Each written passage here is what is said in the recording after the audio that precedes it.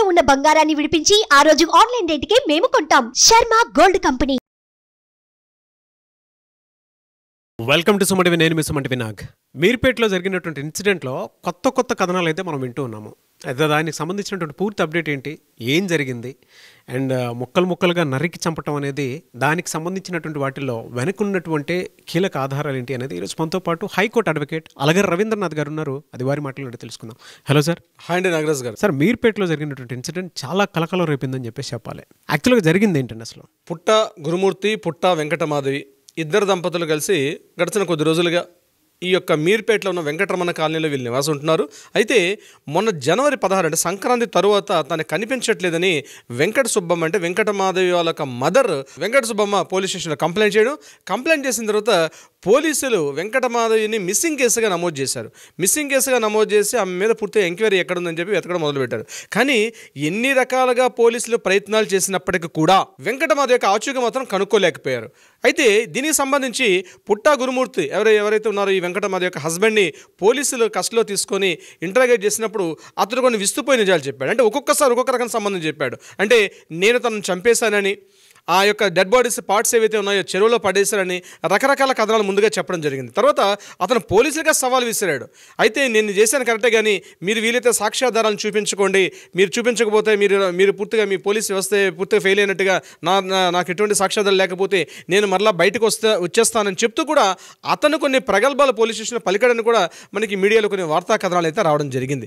దీనికి సంబంధించి పోలీసులు ఈ కేసుని చాలా ప్రెస్టీజియస్గా తీసుకున్నారు. ఈ కేసు మిస్టరీ ఏంటి, అక్కడ బయట ఉన్నటువంటి సీసీటీవీ ఫుటేజ్ చూసినట్టయితే వెంకటమాధవి ఆ రోజు మార్నింగ్ ఇంట్లోకి రావడం తెలుసు. మరలా ఇంటి నుంచి బయటకు వస్తున్నటువంటి సమీపంలో ఉన్న సీసీటీవీ ఫుటేజ్ చూసినప్పుడు కూడా ఎక్కడికి తను బయటకు వెళ్ళినట్టుగా ఎక్కడ కూడా తనకు అనవాలి. అంటే ఇంట్లోకి వెళ్ళడం మాత్రం జరిగింది. సో ఇంట్లో ఏం జరిగింది, ఇంట్లో ఎలా మిస్సింగ్ జరిగింది, రకరకాల కోణాలుగా రకరకాల ఫోరెన్సిక్ కావచ్చు, ల్యాబొరేటరీస్ కావచ్చు, రకరకాల అంటే బ్లూ రేస్ కిరణాలు అంటారు, రకరకాలుగా చేసినప్పుడు మాత్రం ఎక్కడ కూడా ఆనవాలే దొరకలేదు. కానీ కొన్ని చిన్న క్లూస్ అయితే దొరికాయి, కానీ పోలీసులు వాటిని రివీల్ చేయలేదు. ఈరోజు మార్నింగ్ పోలీసులు అవి రివీల్ చేస్తే విస్తుపోయే నిజాలు, నాగరాజు గారు, భయంకర నిజాలు, ఒళ్ళు గగుర్పాటు చెందిన నిజాలన్నీ ఒక్కడొక్కటి పోలీసులు చెప్తుంటే ఆశ్చర్యపోవడం ప్రజలు అవుతుంది. ఏ రకంగా అంటే ఆ బాడీని మార్నింగ్ ఏదైతే సంక్రాంతి ఉదయం నాడు చిన్న గొడవ జరిగింది భార్యాభర్తల మధ్యలో, నేను కాస్త వివరంగా చెప్పే ప్రయత్నం చేస్తాను. ఆ రోజు మార్నింగ్ గొడవ జరిగింది, భార్యాభర్తల ఇద్దరి మధ్య కూడా ఒక గొడవ జరిగింది. నెట్టి వేసుకున్నారు, ఒకరికొకరు తోసుకున్నారు. ఆ తోసుకున్న క్రమంలో గట్టిగా నెట్టివేయడంతో గురుమూర్తి ఇమ్మీడియట్గా ఆమె అక్కడ పడిపోయి స్పృహ కోల్పోయిన తర్వాత ఇతను ఆల్రెడీ ఎక్స్-ఆర్మీగా పనిచేసినట్టు ఒక ఆర్మీ ఆఫీసర్గా పనిచేశాడని చెప్పడంతో ఇతను కొంత దాని మీద అవగాహన ఉంది. ఇప్పుడు చనిపోయిందా స్పృహ కోల్పోయింది చూస్తే ఇంకా కొద్దిగా ప్రాణం ఉన్నటువంటి సమయంలో తన మీద దిండు పెట్టి, అంటే ముఖంపై దిండు పెట్టి ఆమెను పూర్తిగా చంపేయడం జరిగింది. చంపేసిన తర్వాత అక్కడితో అతని యొక్క కక్ష పూర్తయిందంటే అక్కడితో మొదలైంది. యాక్చువల్గా ఏం జరిగింది అంటే అతను ఒక్కొక్కటి పోలీసుల స్థాయిలో పోలీసులు ఇంటరాగేట్ చేసినప్పుడు పోలీసులు చెప్తుంటే అతడు చేసిన దారుణ మరణకాండ ఎలా చెప్తున్నారంటే, బహుశా ఈ వీడియోలో చెప్పడం కొంత అభ్యంతరకరమైనప్పుడు కూడా తప్పనిసరి పరిస్థితులను మీతో షేర్ చేసుకుంటున్నాను నాగరాజు గారు. ప్రధానంగా ఏం జరిగిందంటే అతను ఎప్పుడైతే చనిపోయిందని తెలిసిన తర్వాత కత్తి తీసుకొని ఒక మంచి మాంసాన్ని కట్ చేసే కత్తిని తీసుకొని మొత్తం ఎంటైర్ బాడీని 4 పార్ట్స్గా కట్ చేశాడు. కాళ్ళను ముందు కట్ చేశాడు, కాళ్ళు వేరుపడింది. చేతులు కట్ చేశాడు, చేతులు వేరుపడింది. మొండాన్ని కట్ చేశాడు, మొండాన్ని వేరుపడింది. తల మొండాన్ని వేరు చేసి 4వ భాగాన్ని కట్ చేశాడు. ఈ 4 భాగాలు కట్ చేసిన తర్వాత ఆ ఓన్లీ లెగ్స్ పార్ట్ ఏదైతే ఉందో ఒక డ్రమ్ము తీసుకొని డ్రమ్ములో వాటర్ హీటర్ పెట్టి ఆ యొక్క ఎంటైర్ బాడీస్ని ఉడికించడం మొదలుపెట్టాడు. అంటే వాటర్ హీటర్ తోటి బాయిల్ని ఉడికించేసి ఒక్కొక్క పార్ట్ని ఉడికించడం మొదలుపెట్టాడు. ఒక క్రూయల్టీ చూడండి, ఎంత క్రూయల్టీ అన్నది ఆ మంటల కండిషన్ చూడండి. కాళ్ళ భాగాన్ని వేరు చేశాడు, బాయిల్ చేశాడు. తర్వాత 2 చేతులను తీసుకొని ఆ బకెట్లో పెట్టి మరలా హీట్ చేశాడు, అది కూడా అయిపోయింది. తర్వాత మొండాన్ని చేశాడు, తర్వాత శిరస్సు భాగాన్ని, తల భాగాన్ని కూడా చేశాడు. ఈ 4 పార్ట్స్ కంప్లీట్గా బాయిల్ అయిపోయిన తర్వాత వాటిని ఏం చేశాడంటే కంప్లీట్గా ఈ చూడండి, ఈ టెంట్ హౌస్ వాళ్ళు ఇస్తారు, రెంట్ హౌస్ ఇచ్చండి, పెద్ద స్టవ్స్ ఉంటాయి. ఆ స్టవ్ల పైన ఈ ఉడికించినటువంటి భాగాలు ఏవైతే ఉన్నాయో వాటిని డైరెక్ట్గా పెట్టి చికెన్ కబాబ్స్ చేసినట్టుగా డైరెక్ట్ ఫ్లేమ్ మీద ఆ బాయిల్ అయినటువంటి ఏవైతే పార్ట్స్ ఉన్నాయో ఆ పార్ట్స్ని కంప్లీట్గా డ్రై చేయడం మొదలుపెట్టాడు. అంటే కంప్లీట్గా ఫైర్ చేయడం మొదలుపెట్టాడు. ఫ్రై చేస్తున్నప్పుడు స్మెల్ వస్తే ఎక్కడ ఇబ్బంది అవుతుందని చెప్పి కంప్లీట్గా ఇంట్లో ఉన్న కిటికీలు, ద్వారాలు అన్ని యొక్క కిటికీలన్నీ ఓపెన్ చేసి ఒక స్టాండింగ్ ఫ్యాన్ తీసుకొని మొత్తం బయటని ఏరి పంపించాడు. అంటే ఎక్కడ స్టోర్ అయితే ఆ యొక్క స్మెల్ ఎక్కడైనా రూమ్లో పట్టేస్తుందేమో అని ఎంత ప్రీ ప్లాన్గా చేశాడు. దాని తర్వాత పూర్తిగా కాలిపోయి బూడిదైపోయిన స్థితిలో తన ఇంట్లో ఉన్నటువంటి ఒక స్ట్రాంగ్ ఐరన్ రాడ్ని తీసుకొని ఎక్కడెక్కడ బోన్స్ అయితే ఖచ్చితంగా ఫైర్ అవడం చాలా కష్టం, చాలా టైం తీసుకుంటుంది. అందుకని చెప్పి ఆల్రెడీ సగం కాలినటువంటి బోన్స్ ఏవైతే ఉంటుందో ఐరన్ రాడ్ తోటి మొత్తం బాడీస్ ఆ స్కిన్ అంతా కాలిపోయింది. కాలిపోయిన తర్వాత లోపల ఉన్నటువంటి ఇంటర్నల్ ఆర్గన్స్ అని కాలిపోయిన తర్వాత ఏదైతే బోన్స్ మిగిలాయో ఆ బోన్స్ని పూర్తిగా ఇంట్లో ఉన్న రాడ్ తీసుకొచ్చి చూర్ణం మాదిరి చేసేసాడు. అంటే పౌడర్, అంటే చూర్ణం అంటారు, పౌడర్ అయిపోయింది కంప్లీట్గా. ఈ పౌడర్ అయిపోయిన మొత్తాన్ని తీసుకొని ఈ ఒక బకెట్లో వేసుకొని ఆ బకెట్లో ఈ పౌడర్గా మారిపోయిన ఎంటైర్ బాడీని ఈ పౌడర్ అయిపోయిందని తీసుకొని తన బైక్ మీద ఆ పౌడర్ని ఎక్కించుకొని తిన్నగా ఊరి చివరికి వెళ్ళి ఆ మీరిపేట బయట ఉన్న చెరువులో చల్లుకుంటూ పోయాడు కంప్లీట్గా పూర్తిగా. ఈ మొత్తం చేయడానికి ఉదయం 8 గంటలకు మొదలుపెట్టినటువంటి ఈ క్రతు ఏదైతే ఉందో సాయంత్రం 6 గంటలకు పూర్తి చేశాడు.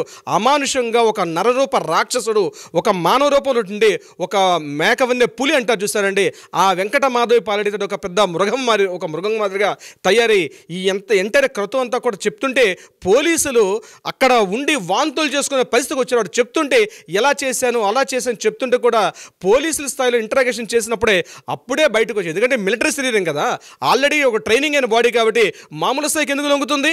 సో పోలీస్ స్థాయిలో వాళ్ళు పూర్తిగా వాళ్ళు చేయాల్సిన పని చేసినప్పుడే అప్పుడు ఒక్కొక్క విషయం వెలుగులోకి వచ్చింది. అయితే ఈ విషయాన్ని కన్ఫర్మ్ చేయడానికి సంబంధించి అతని యొక్క వాంగ్మూలాన్ని తీసుకున్నారు. కానీ దీనికి సంబంధించిన సైంటిఫిక్ ఎవిడెన్స్ ఏదైతున్నాయో దీనికి సంబంధించి ఆల్రెడీ ఫోరెన్సిక్ ల్యాబ్స్కి ఈ యొక్క రిపోర్ట్స్ పంపించడం జరిగింది. అదేవిధంగా బ్లూ రేస్ అంటారు, అంటే ఎక్కడెక్కడైతే ఈ మాంసపు యొక్క ఈ పార్ట్స్ ఎక్కడ ఇంట్లో ఉంటే ఆ రేస్ ప్రొడిక్ట్ చేసినప్పుడు ఆటోమేటిక్గా అవికి ఐడెంటిఫికేషన్ చేస్తుంది. అటువంటి మోడర్న్ టెక్నాలజీ కూడా వాడారు. ఎందుకంటే వాడు పూర్తిగా ఇంట్లో ఉన్న ప్రతి పార్ట్ కూడా ఎంటైర్ క్లీనింగ్ చేసేసి ఎక్కడ చేస్తే ఎలా చేసే స్నిఫర్ డాగ్స్ కూడా దొరకకుండా ఏ రకంగా చేస్తే దీన్ని పూర్తిగా క్లోజ్ చేయొచ్చు అన్ని రకాల ప్రయత్నాలు చేసి పూర్తిగా ఎంటైర్ ఒక బాడీని ఒక అక్షరాల 35 సంవత్సరాల ఒక వనిత యొక్క బాడీని ఒక మహిళ మృతదేహాన్ని పూర్తిగా ఆయన మాయం చేసేసాడు తనకున్నటువంటి దారుణటువంటి మెంటాలిటీ కండిషన్ తోటి. అయితే ఇక్కడితో అయిపోలేదు. ఈ విషయాన్ని పోలీసులు ఇంకా పూర్తిగా ఇంటరాగేషన్ చేస్తుంటే ఈ యొక్క రిపోర్ట్స్ వచ్చినప్పుడు మాత్రమే ఈ యొక్క టాలీ చేసి దీన్ని కోర్టులో ప్రవేశపెడితే వస్తుంది. అయితే నిందితుడికి కఠినమైన శిక్షలు పడాలని చెప్పి ప్రతి ఒక్కరు కోరుకుంటున్నారు. కానీ నాగరాజ్ గారు ఒక విషయం ఇక్కడ గుర్తుపెట్టుకోవాల్సింది, నేరం చేసే ప్రతి ఒక్కరు మైండ్ సెట్కి చెప్తున్నాను, నేరం చేసే ఆలోచన ఉంటే ఎవరికైనా ఈ క్షణమే మర్చిపోండి, అటువంటి ఆలోచన తీసేసుకోండి. ఎందుకంటే నేరం చేసిన వాడు ఏదో ఒక రకంగా దొరికిపోతాడు. ప్రధానంగా ఇక్కడ అతన్ని పట్టించినటువంటి ఆనవాళ్ళు ఏమిటయ్యా అంటే ఏకైక కారణం, ఎప్పుడైతే ఫైర్ చేస్తున్నాడో తన బాడీకి కూడా తనకు తెలియకుండా ఆ ఫైర్ చేసే క్రమంలో అక్కడక్కడ తనకు గాయాలయ్యాయి. ఆ గాయాలని పట్టి వీళ్ళు ఎంక్వైరీ చేస్తే అప్పుడు మొత్తం వెలుగులోకి వచ్చింది ఈ యొక్క స్టోరీ మొత్తం కూడా.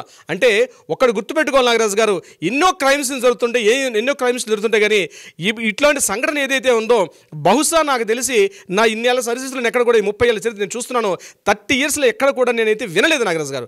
ఇటువంటిది ఒకటి జరిగిందని కూడా బహుశా పుస్తకాలు ఎక్కడో చదివాలో తప్పించి మన రాష్ట్రంలో అది ఇంత సిటీలో మన హైదరాబాద్లోని మహానగరంలో ఇంత జుగుప్సాకరటువంటి ఇంత దారుణటువంటి ఒక మరణ కాండ అంటారు దీన్ని. యాక్చువల్గా ఇంత దారుణాన్ని కృతికి పాల్పడంటే అట్లాంటి వ్యక్తి సిటీలో నిలబడడానికి అతను జీవించడానికి కూడా హక్కు లేని నేను కోరుతాను. ఇది కాకుండా ఇతని తరపున ఎవరైనా అడ్వకేట్స్ కూడా కేసు వాదిస్తాం, అతను దయచేసి మా అడ్వకేట్ ఫ్రెండ్స్ కూడా నేను చెప్తున్నాను, ఈ వ్యక్తికి ఎవరైనా దయచేసి అతని తరపున ఎవరు కూడా అతని తరపున వాదించవద్దు అన్న విజ్ఞప్తిగా నేను కోరుకుంటాను. నాగరాజ్ గారు చాలా జుగుప్సాకరం ఉన్నాయి బాబాయ్, వింటుంటేనే నో వర్డ్స్ అని. ఏదైనా రైట్ జడ్జ్మెంట్ మాత్రం దీనికి ఉండాలని మాత్రం కోరుకుందాం అంతే. Thank you so much Ravindranath garu. Thank you so much Nagaraj గారు.